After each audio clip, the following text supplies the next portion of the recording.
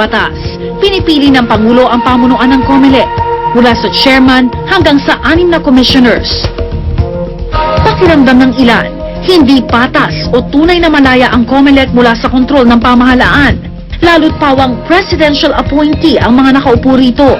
Tingin ko nangyari yan all throughout ng mga post-Marcos period yan, na may isa, dalawa na nakakalusot na walang ka-background sa trabaho ng komisyon. Pero sa panahon ni JV, dito talaga naging iskandalo tingin ko ang proportion.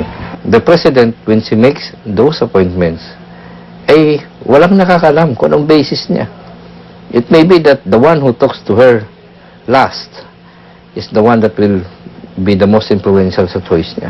Kung meron mga paratang tapos na may batayan na lumabag si Pangulo sa batas, may mga venue naman para dinggin ito at bigyan ng parusa ang Pangulo, whether this president or any president, kung talaga lumalabag sa batas ito, no?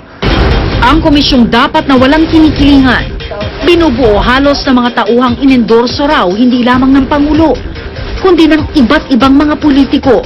Ang problem sa commission ay hindi lamang usapin ng isa o dalawang tao. The whole system may problem. Halimbawa, isang statistic na mga direktor mismo umaamin, more than 90% ng personnel nila ay endorsed by politicians.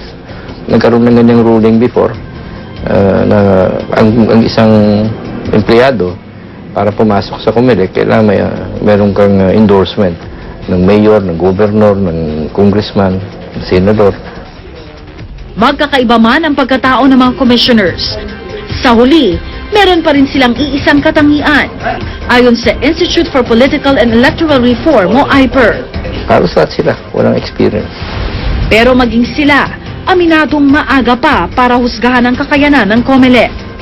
Sa darating na 2010 elections para magkakaalaman kung ano talaga ang kakayanan ng COMELEC.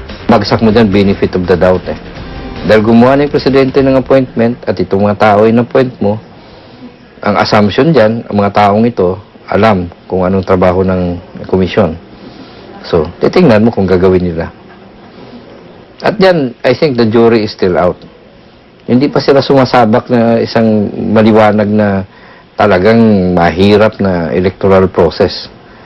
Ito yon, itong automation, ang pinaka-testing ground dyan. Okay, people are supposed to be selected based on credentials and probity and impartiality. At yun po ang dapat na pamantayan na dapat sundin ninumang Pangulo, whether this president or anyone before or after. Nakatutok ang sambayanan at naghihintay kung tuluyan na nga bang mapapatunayan ng COMELEC na malinis na ang imahe nito. Sa darating na eleksyon, mabigat at malaking pagbabago ang inaasahan ng lahat mula sa Commission on Elections. Pero bilang mamamayan, tungkulin nating magmatyag at magbantay kagaya nila para masigurong magiging malinis at mapayapa ang halalan. Ako si Rhea Santos at ito ang nakatala sa aking Reporter's Notebook.